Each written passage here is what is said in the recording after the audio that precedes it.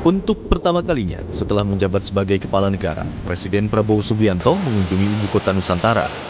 Agenda ini menjadi rangkaian kunjungan kerja Presiden Prabowo ke Kalimantan setelah meresmikan sekolah rakyat di Banjarbaru, Kalimantan Selatan dan meresmikan kilang terintegrasi milik PT Pertamina di Balikpapan, Kalimantan Timur. Menteri Sekretaris Negara Prasetyo Hadi bilang Prabowo memerintahkan percepatan pembangunan kantor pemerintahan di IKN dan bisa rampung pada 2028 mendatang. Presiden Prabowo juga meminta otorita IKN dan Menteri PU mengoreksi desain dan fungsi IKN.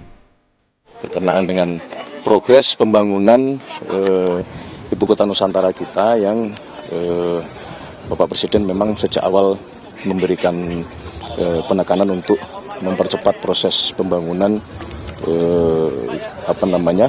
fasilitas yang akan dipergunakan untuk legislatif maupun yudikatif yang harapannya bisa selesai di tahun 2028. Jadi tadi masih ada beberapa hal yang Bapak Presiden memberikan koreksi terhadap pertama misalnya mengenai desain, kedua mengenai fungsi, dan diminta terus-menerus OIKN dan Kementerian PU untuk memperbaiki.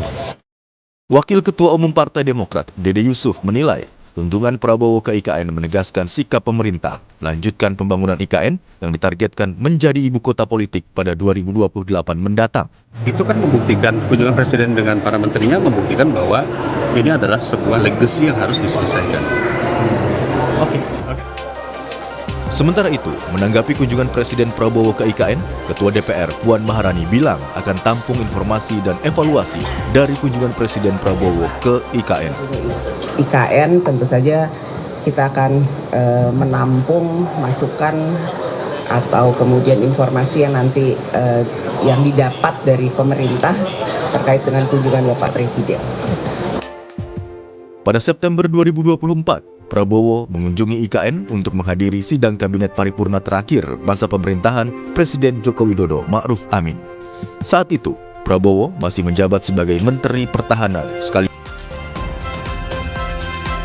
Untuk pertama kalinya setelah menjabat sebagai kepala negara, Presiden Prabowo Subianto mengunjungi ibu kota Nusantara. Apakah kunjungan ini menegaskan pemerintah melanjutkan legasi Jokowi? Kita akan bahas bersama Ketua Komisi 2 DPR fraksi Partai Nasdem, Rifki Nizami Karsayuda. Selamat pagi, Pak Rifki. Selamat pagi, Mario. Terima kasih sudah bergabung di Dialog Sapa Indonesia Pagi pada hari ini, serta Direktur Trias Politika Strategis Agung Baskoro. Mas Agung, selamat pagi. Pagi, Mas Mario, pemirsa semua. Terima kasih Bapak-Bapak sudah menyediakan waktunya untuk bergabung di Dialog Sapa Indonesia Pagi. Saya ke Pak Rifki terlebih dahulu dan to the point. Pak Rifki, berarti dengan kedatangan Presiden ke IKN untuk membantah spekulasi selama ini bahwa IKN adalah proyek yang mubazir, seperti itu? Ya, ada dua pesan politik penting yang telah disampaikan oleh Presiden Prabowo untuk Ibu Kota Nusantara. Yang pertama, beliau menerbitkan Peraturan Presiden nomor 79 tahun 2025, yang di dalam Peraturan Presiden tersebut dinyatakan bahwa tahun 2028 IKN harus fungsional sebagai ibu kota politik. Yang kita tanya kemudian apa tafsir ibu kota politik? Menteri Sekretaris Negara menjelaskan ibu kota politik sepadan dengan ibu kota negara yang diatur di dalam Undang-Undang IKN, Undang-Undang nomor 3 tahun 2022.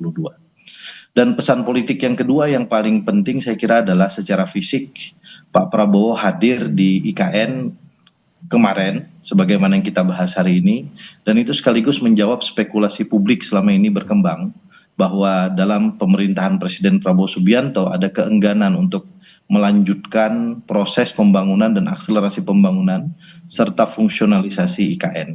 Walaupun kami di Komisi 2 DPR RI jujur tidak pernah percaya dengan spekulasi itu. Kenapa? Karena dalam pembahasan anggaran misalnya di Komisi 2 DPR RI yang kebetulan kami merupakan mitra kerja dari Otorita Ibu Kota Nusantara, anggaran IKN itu sejak tahun 2024, 2025, dan sekarang menginjak 2026 selalu diberikan porsi anggaran yang cukup dan memadai untuk melakukan pembangunan infrastruktur di IKN. Kepala Otorita IKN juga terus menyampaikan kepada kami bahwa deadline penyelesaian pembangunan infrastruktur trias politika, eksekutif, legislatif, yudikatif itu harus selesai tahun 2028. Tetapi kan kemudian informasi yang diterima oleh DPR, oleh pemerintah itu tidak serta-merta bisa diterima oleh rakyat. Politik ini harus juga menunjukkan panggung depan. Dan Presiden Prabowo saya kira telah menunjukkan panggung depan keberpihakannya kepada IKN. Pak Rifki, tapi kan sudah diputuskan bahwa ini bukan program prioritas pemerintah sebenarnya. Prioritas atau tidak prioritas itu kan hal yang harus kita hormati, tapi apapun itu anggaran untuk IKN cukup besar, kemudian keinginan untuk menghadirkan fungsionalisasi IKN tahun 2028 walaupun tidak di state sebagai program strategis nasional misalnya, itu menurut saya adalah bagian juga dari kesungguhan dan prioritas pemerintah untuk Ibu Kota Nusantara. Karena kalau kita melihat ke belakang, anggaran APBN yang telah dikucurkan untuk IKN itu kan hampir 100 triliun. Sehingga kemudian kita no point to return, kita tidak punya pilihan untuk kembali. Kita hanya punya pilihan untuk maju ke depan. Pilihannya adalah berjalan normal, berjalan pelan, atau mau berlari untuk kemudian memastikan IKN ini fungsional. Nah, setelah ini memang akan ada PR. Dan saya kira itu juga jadi menjadi konsen dari Komisi 2 DPR RI. Karena seluruh bangunan yang ada itu kan harus difungsikan. Ya. Karena itu pemerintah harus segera memutuskan kementerian lembaga mana yang harus bermigrasi ke IKN. Kemudian juga menteri-menteri mana, dirjen mana, direktur mana yang paling urgen untuk kemudian memfungsikan IKN. Karena kalau tidak, sepakat dengan Mario, IKN akan menjadi proyek yang mubazir. Pak Rifki, menurut Anda ini lebih ke proyek yang sudah berjalan karena dengan anggaran yang besar, atau sebenarnya pembangunan IKN ini memang ada nilai filosofisnya sebenarnya harus dilanjutkan? Dari seluruh kota di Indonesia, inilah kota pertama dan satu-satunya yang kita bangun sejak awal. Ya. Yang dibangun 100% oleh tangan anak negeri. Yang tidak ada campur tangan baik desain maupun sentuhan peradaban dari kolonialisasi. Dan karena itu saya kira kita harus bangga memiliki Ibu Kota Nusantara.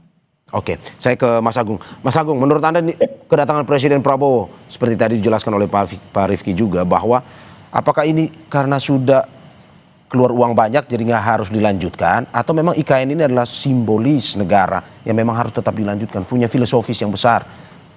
Iya, jelas Mas Mario ya. Kita tahu mindset Indonesia sentris itu akhirnya dilanjutkan oleh Presiden Prabowo karena memang ini harus menjadi program negara, bukan lagi program dari presiden yang satu ke presiden yang lain. Dan saya cukup apresiasi, cukup senang IKN dilanjutkan sehingga mindset Indonesia sentris itu terus dipahami oleh semua. Memang kita harus menjadikan pembangunan ini untuk semua, untuk seluruh provinsi, untuk seluruh rakyat, semacam itu. Jadi ketika kemarin Presiden mampir, turun dengan helinya, kemudian mengapresiasi ya ketua otorita dengan segenap pengurusnya, saya kira itu hal yang patut kita banggakan dan apresiasi, dan harapannya ya pembangunan IKN bisa lebih baik dari waktu ke waktu, walaupun memang ya dilanjutkan tapi memang bukan prioritas semacam itu karena anggarannya tidak sebesar di masa Presiden Jokowi. Tapi yang jelas sustainability ini penting ya, supaya apa, investor tenang, masyarakat juga fokus ke dimensi-dimensi teknokratisnya ketimbang politisnya, sehingga perdebatannya lebih substantif semacam itu. Dan harapannya ini bisa menjadi ya pembelajaran, masukan untuk semua bahwa ya kita bisa membangun istilahnya menghadang beragam kontroversi, pro kontra dan seterusnya, dan harapannya ya ini bisa memberikan manfaat besar bagi kita di masa-masa mendatang. Yang kedua yang paling penting ada manajemen kesan yang ditampilkan oleh Presiden bahwa beliau ingin stabilitas politik di antara ya para presiden itu terjadi ya. Yang saya sering mengatakan istilahnya balancing of power antara pendukung lama, pendukung baru, narasi yang berkembang di depan maupun di panggung belakang. Supaya apa? Supaya kita tidak lelah dengan hal-hal yang kontraproduktif. Ya karena kita ingin ya pembahasan soal IKN ataupun proyek-proyek peninggalan Presiden Jokowi itu bisa ya diharapkan manfaatnya secara substantif ya, bukan kontroversinya, bukan hanya IKN ya, kemudian WUS ataupun bandara-bandara yang belum maksimal operasionalnya, tapi yang jelas dengan pola kepemimpinan Presiden Prabowo semacam ini saya yakin ya balancing of power itu bisa terbentuk, terjadi, dan harapannya bisa membuat komunikasi Presiden Prabowo dengan para presiden yang lain itu semakin optimal. Nah yang ketiga yang paling penting sebenarnya adalah bagaimana melihat IKN ini sebagai sebuah project untuk memastikan ya narasi-narasi kita soal keberlanjutan itu memang benar-benar efektif berlangsung. Apakah soal misalkan tata kelola kota masa depan yang futuristik, kita punya bayangan gitu. Kemarin saya lihat ya di Instagramnya Mas Wamen, Mas Bima Arya, air kerannya bisa diminum, Mas Mario. Ya, Ya ini ya, kan ya, luar biasa. Nah, bagaimana ini bisa dikembangkan di ya. kota-kota besar lain supaya apa? Air kerannya bisa diminum. Tap water itu Kita ya. nggak, Iya, iya, iya. iya. Iya, iya. Terus kemudian kota yang futuristik, ya semuanya terintegrasi. Pertamanannya, kemudian pembangunan transportasinya. Nah, saya ingin melihat bukan hanya di IKN, tapi kota-kota kita juga seperti itu, sebagaimana Oke. kota-kota di luar Oke, negeri. Mas Agung, berarti Anda juga menekankan bahwa ada perlunya menjaga stabilitas politik ya dengan melanjutkan legasi Pak Jokowi ini. Persis, persis. Ini Ya. penting ya, balance of power itu supaya tidak ada dinamika di antara para pendukung maupun di publik sendiri yang selama ini melihat dimensi politiknya lebih kuat, padahal kita harus fokus ke dimensi-dimensi teknokratisnya, bagaimana IKN bisa bermanfaat. Seperti itu. Oke, dan menurut Anda apakah memang semua partai misalkan perlu mendukung keberlanjutan stabilitas politik ini termasuk juga Nasdem? Otomatis Mas ya, kalau kita ingin membangun syarat stabilitas itu utama ya. Kita nggak bisa membangun kalau stabilitas di dalam negeri aja tidak maksimal ya. Karena di luar negeri geopolitik geostrategisnya lagi rentan. Ya. Ya, ketidakpastiannya besar. Jadi kita harus benar-benar memastikan elit kita, masyarakat kita solid ketika Ya. pemerintah membangun menjalankan program-programnya. Oke, saya ke Mas Rifki. Mas Rifki, Nasdem pun juga harus menjaga stabilitas politik dengan mendukung IKN, kalau kata Mas Agung. Menurut Anda? Ya, Nasdem kan sudah mendeklarasikan diri sebagai bagian dari pemerintah, kendati memang kami sampai dengan saat ini belum memasukkan kader kami di dalam kabinet pemerintahan Prabowo Gibran sebagai menteri maupun wakil menteri. Tapi kemudian komitmen kami jelas kepada pemerintahan ini. Kami saat ini di DPR punya 69 anggota fraksi Partai Nasdem. Kami diberi amanah untuk memimpin 3 komisi di DPR selain saya. Kami juga memimpin Komisi 9 bidang kesehatan dan kesejahteraan, kemudian ada juga memimpin Komisi 13 bidang implementasi dan penegakan hukum. Dan karena itu seluruh energi Partai Nasdem selalu kami curahkan untuk memberikan dukungan kepada pemerintahan ini. Bahwa Partai Nasdem pernah secara resmi dan bahkan satu-satunya partai politik yang memberikan pernyataan terhadap keberlanjutan pembangunan IKN dengan memberikan 2 opsi yang ekstrim. Opsi yang pertama adalah melanjutkan dan memfungsikan dengan memberikan usulan wakil presiden dan beberapa menteri untuk segera berkantor di IKN agar berfungsi dengan baik. Dan opsi yang kedua, daripada mubazir, diserahkan asetnya kepada pemerintah Provinsi Kalimantan Timur, dan pemerintah harus berani juga menyatakan bahwa IKN tidak jadi prioritas, bahkan kita tutup episode tentang IKN.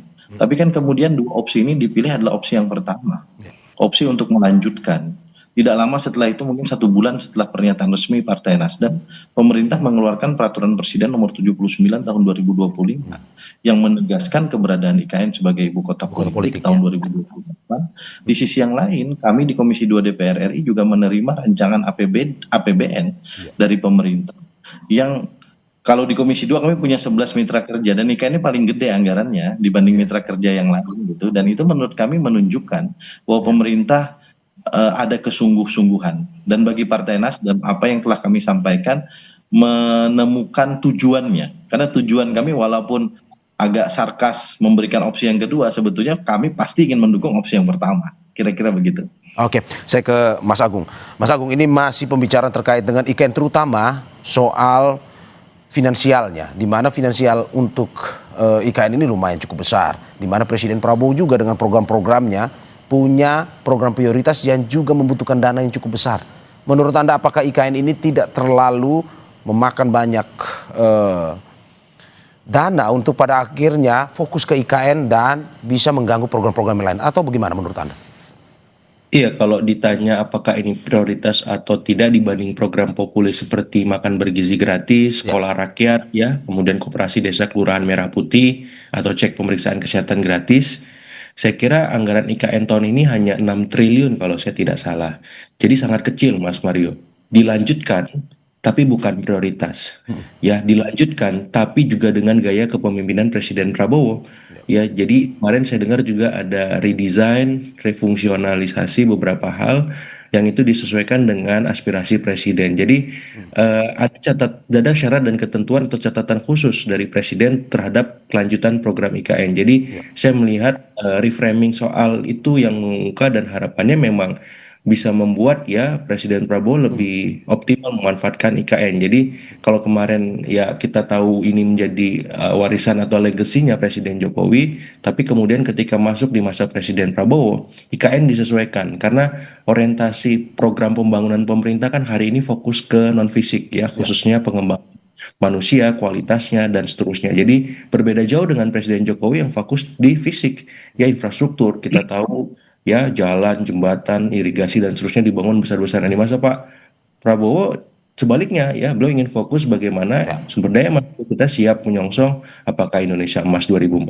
Indonesia Maju, dan seterusnya. Dan saya kira sah-sah saja ya, setiap pemerintahan, setiap presiden punya fokus masing-masing, dan harapannya ini tidak kemudian memutus mata rantai keberlanjutan itu, continuity ya, karena keberlanjutan itu, keberlangsungan ini harus terus, jangan sampai nanti setiap pemerintah, setiap presiden ketika ada program yang memang sedang berjalan tidak dilanjutkan, ini jadi presiden negatif juga bagi ya elit kita, publik kita. Jadi ketika ini dilanjutkan, saya kira sudah sebuah kemajuan yang luar biasa, karena di masa-masa sebelumnya seringkali ya ini terhenti karena satu dan lain hal, khususnya karena pertimbangan-pertimbangan politis tertentu, sehingga ya akhirnya yang muncul di publik kan akhirnya masalah pro kontra dan kontroversi yang tidak produktif, dan ini diputus rangkaian itu, dan harapannya ini bisa menjadi tradisi atau warisan baik kita kepada generasi kita berikutnya, pemimpin-pemimpin kita selanjutnya, bahwa apa? Bahwa ya nenek moyangnya pendahulu-pendahulunya itu punya legacy positif ya, apapun program baik dari pemerintahan sebelumnya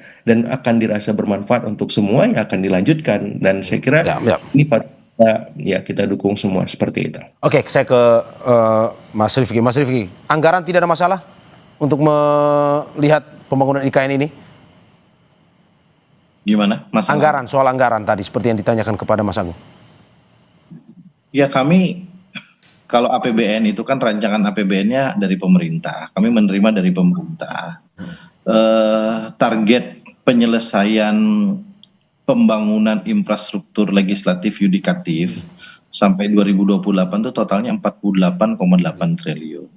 Betul, APBN murni 2026 ini hanya 6 triliun. Tetapi kalau kita melihat dari kasus tahun 2025, itu selain APBN murni, IKN juga mendapatkan tambahan anggaran dari refocusing anggaran yang ada di pertengahan kuartal kedua atau kuartal ketiga tahun 2025. Sehingga dari kebutuhan mereka sekitar 16, sekian triliun tahun 2026, saya meyakini dengan kehadiran Presiden itu akan dipenuhi. Mungkin dari redesign dan refungsionalisasi yang disampaikan oleh Saudara Menteri Sekretaris Negara kepada publik ya, setelah kunjungan Presiden ke IKN, bisa jadi akan ada sedikit efisiensi terkait dengan pembangunan dua fungsi pemerintahan, legislatif dan yudikatif. Misal besarnya kantor gitu, atau kemudian besarnya rumah jabatan atau apartemen untuk para pejabat negara, itu kan akan mempengaruhi sekali efisiensi. Karena itu Komisi 2 DPR RI akan segera memanggil Kepala Otorita IKN dan jajaran untuk memastikan bahwa refungsionalisasi dan redesign yang diminta oleh Presiden itu akan kita sesuaikan anggarannya dengan persetujuan dari DPR. Oke, saya kembali ke Mas Agung. Masih secara politik, Anda melihat bahwa 1 tahun Presiden Prabowo sudah menjabat, tapi baru kali ini setelah setahun nih, baru Presiden ke IKN, mengunjungi IKN. Menurut Anda apa sebenarnya makna? Kalau soal stabilitas politik, menurut Anda apakah ini caranya Presiden Prabowo untuk lebih mendekatkan diri dengan para pendukung Pak Jokowi untuk bisa menguatkan nih ke depan terkait dengan kebijakan-kebijakannya, ataupun mungkin untuk bisa menguatkan dia dari kritik-kritik yang datang? Iya, saya kira secara teknis ini penting ya beliau kunjungan ya, walaupun pertama ya semacam itu untuk memastikan ini siap untuk digunakan ketika nanti ada percepatan ya dari 2028 misalkan, coba deh 2027 siap nggak gitu, dan beliau kemarin kita lihat gesturnya positif ya, mengapresiasi. Yang kedua secara substantif memang beliau harus dekat ke semua pendukung para presiden, Mas Mario ya, bukan hanya pendukung Pak Jokowi. Tapi kita tahu ya seringkali ya karena memang Pak Jokowi ini ketika memimpin ada residu-residunya ya, seringkali mengemuka di publik dan membuat dalam tanda petik pro kontra, otomatis harus distabilisasikan gitu dengan narasi-narasi bahwa kebijakan Presiden Jokowi itu tetap dilanjutkan. Walaupun disesuaikan yang saya sampaikan ada syarat dan ketentuannya, misalkan bukan atau belum menjadi prioritas dari Presiden Prabowo, tapi minimal dilanjutkan itu bagi pendukung oke. pendukung ya Jokowi itu sebuah ya kepuasan batin tersendiri. Kenapa? Karena tidak akan menjadi masalah sebagaimana sebelumnya sempat ada masalah ketika misalkan Presiden SBY punya legacy tapi memang ada masalah ya. Ya. Kita sebut misalkan ada soal-soal yang mungkin hambalang, ya, ada soal-soal kemudian senturi. Nah hari ini misalkan di masa Pak Jokowi ada soal-soal misalkan yang belum tuntas sepenuhnya ijazah, misalkan ada soal-soal infrastruktur yang mangkrak.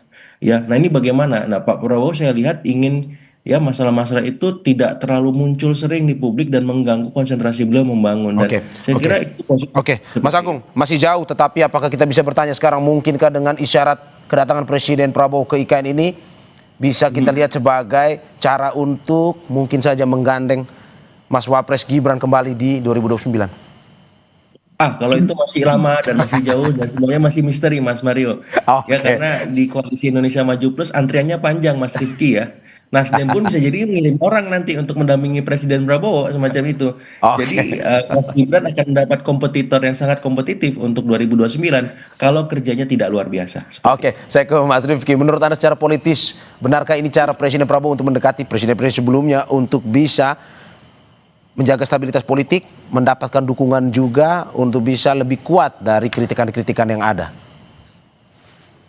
Saya kira multi tafsir yang bisa kita berikan terhadap kehadiran Presiden Prabowo. Tafsir yang pertama tentu adalah komitmen beliau terhadap ibu kota Nusantara. Ya. Tafsir yang kedua, beliau ingin menghentikan spekulasi yang selama ini berkembang bahwa pemerintahan beliau tidak mengizinkan keberlanjutan dan akselerasi pembangunan IKN. Bahkan banyak yang berseloroh kepada saya, ngapain ada IKN gitu. Komisi 2 kok rajin sekali manggil IKN. Dan seterusnya dan seterusnya. Tafsir yang ketiga, saya kira Presiden Prabowo adalah presiden yang punya mimpi besar ya, dengan berbagai macam program yang beliau telah terapkan. Dan apapun itu, IKN ini kan bagian dari cara berpikir dan bermimpi besar. Apakah itu dari Presiden Jokowi ataukah dari siapapun gitu. Dan karena itu sebetulnya cara pandang dan cara pikir Presiden Prabowo terhadap IKN mestinya tidak pernah menjadi masalah. Karena keinginan kita untuk menghadirkan ibu kota kita sendiri yang bukan sekedar Indonesia sentris tapi dibangun oleh 100% tangan anak bangsa sendiri, itu adalah mimpi dan keinginan besar yang tidak mungkin dilakukan oleh orang-orang kerdil dan bermimpi kecil. Dan yang keempat, saya kira ini sekaligus memberikan pesan kepada kita bahwa silaturahmi fisik antar presiden dan mantan presiden itu ternyata punya makna lebih dengan cara melanjutkan berbagai program-program yang pernah dicanangkan. Bukan hanya IKN, saya kira Presiden Prabowo juga punya komitmen untuk melanjutkan apa yang pernah dicanangkan presiden-presiden terdahulu, dan itu saya kira cara kepemimpinan yang sangat baik, sangat akomodatif, dan itu kita butuhkan di tengah Indonesia yang berbineka dan multikultur dan seterusnya. Oke, berarti tidak ada tafsiran dari Nasdem Mas Gibran akan digandeng kembali di 2029 tuh? Nggak ada, Pak Rifki ya? Kita ini masih sholat zuhur, jangan bicara waktu isya. Dilaksanakan kewajiban saat ini, yang akan datang nanti kita bicarakan sesuai dengan momentum dan waktu itu. Oke, saya ke Mas Agung. Terakhir Mas Agung, terkait dengan apa yang sebenarnya harus dilakukan oleh Presiden Prabowo untuk mempercepat IKN, tidak hanya pembangunan secara fisik tapi juga manusianya, kondisi sosialnya yang nantinya bisa diisi di IKN. Ya, saya kira memang kalau memang ada ruang-ruang fiskal yang mengemuka di kuartal berapapun ya, kedua dan ketiga untuk menambahkan anggaran di IKN, saya kira ini bagus ya, sehingga kita bisa melihat IKN itu ya bisa digunakan sesegera mungkin supaya publik ini tidak berdebat secara kontraproduktif, Mas Mario. ya IKN ini program mangkrak, IKN ini nggak bagus, IKN ini itu. Dan sekarang kita lihat kan bagus banget itu hasilnya. Ya, coba segera digunakan, segera efektif. Mungkin sebagian pemerintahan sudah berkantor di Oke. sana, supaya tadi mindset Indonesia sentris itu dipahami oleh masyarakat. Supaya masyarakat juga tahu bahwa banyak tangan-tangan anak negeri yang 100% kata Mas Rifki tadi hadir di sana. Kita pengen lihat, kita pengen tahu gitu wujud dan bentuknya ketika pemerintahan mulai bergulir dari sana. Sehingga kalau kemarin presiden mengarahkan 2028, ya kalau saya lebih cepat lagi kalau bisa, supaya perdebatan itu selesai dan berpindah ke hal-hal yang lebih substantif lain. Ya karena seringkali ruang publik kita ini noise-nya terlalu banyak, Mas Mario, nggak produktifnya terlalu tinggi, dan Ya. itu dalam beberapa hal mengganggu ya energi positif kita, energi kolektif kita sebagai bangsa untuk mengerjakan hal-hal besar, berpikir besar semacam itu. Jadi saya berharap demikian, dan sebenarnya 2029 itu bisa dipercepat pembahasannya, Mas Mario. Oke. Ketika misalkan kalau di dalam Islam itu dalam masa perjalanan yang bisa dijamak itu, ya dari maghrib sama isya digabung, Oke. jadi bahasnya di maghrib gitu. Tapi memang situasi-situasi emergency itu belum tampak, tapi sudah mulai dicicil oleh elit kita untuk dibahas, termasuk ya mungkin dengan IKN Oke. ini. Mas Agung, berarti menurut Anda dampak politik secara nasional dan kedatangan presiden ke IKN ini adalah sesuatu yang positif ya? Riuh Positif di media sosial maupun di dunia nyata ini lebih maju untuk pembangunan. Mestinya positif, tapi kan ada juga yang melihatnya masih negatif, Mas Mario. Nah, kita nggak bisa mengendalikan itu. Kita fokus bagaimana menata dan membangun, ya supaya apa yang negatif tadi akhirnya berpikir objektif, seperti itu. Oke, saya juga terakhir ke Pak Rifki. Pak Rifki, apa yang harus dilakukan oleh Presiden Prabowo untuk percepatan ini? Terutama tadi Anda sudah bilang bahwa harus pemindahan para ASN ke sana. Apa lagi, Pak? Undang-Undang Nomor 3 Tahun 2022 tentang Ibu Kota Nusantara itu mewajibkan ada beberapa turunan peraturan perundang-undangan. Ya. Salah satu turunan peraturan perundang-undangan yang dibutuhkan adalah peraturan presiden terkait dengan perpindahan ASN dari Jakarta ke IKN. Kita punya ASN pusat lebih kurang 1,3 juta. Kendati tidak semuanya di Jakarta, tentu tersebar juga di seluruh Indonesia. Karena itu dari 1,3 juta ini harus diputuskan segera kira-kira kementerian lembaga mana yang urgent yang kemudian harus berpindah ke IKN. Kami menyarankan Wakil Presiden segera berpindah ke IKN tahun 2026 ini, diikuti oleh beberapa wakil-wakil menteri dan beberapa dirjen serta direktur yang fokus juga pada penyelenggaraan program-program prioritas nasional, misalnya ketahanan pangan. Ketahanan pangan itu rata-rata areanya kan ada di tengah dan timur Indonesia. Nah, karena itu kalau kemudian Wakil Presiden diberikan kepercayaan untuk mengontrol, memastikan implementasi proyek ketahanan pangan, cetak sawah dan seterusnya melalui IKN, saya kira itu positif. Sekaligus juga ingin menjawab ketimpangan pembangunan barat, tengah, timur Indonesia yang selama ini menjadi isu yang tidak pernah selesai. Dan mitra kerja kami Kementerian PAN dan Reformasi Birokrasi sebetulnya sudah mengajukan blueprint kepada Presiden terkait hal tersebut. Saya meyakini setelah Presiden datang dari IKN tidak akan lama lagi proses pemindahan atau mutasi ASN secara pelan-pelan ya. Tentu tidak akan bisa langsung gitu karena kita butuh banyak hal untuk memastikan itu, bukan hanya aspek administrasi tapi juga aspek sosiologis dan kultural yang harus kita pastikan itu akan segera kita lakukan ke IKN. Oke, sebelum saya tutup saya ingin tanya ke Pak Rifki, kata Mensesnek 10 sampai 15 ribu ASN untuk kemudian menempati IKN. Oke, sebelum saya tutup Pak, ini kalau kata Mensesnek kemarin itu pembangunan fasilitas itu prioritasnya untuk legislatif maupun yudikatif. Teman-teman DPR siap pindah ke IKN? Iyalah, kita ini kan orang taat hukum. Orang yang komitmen. Oke.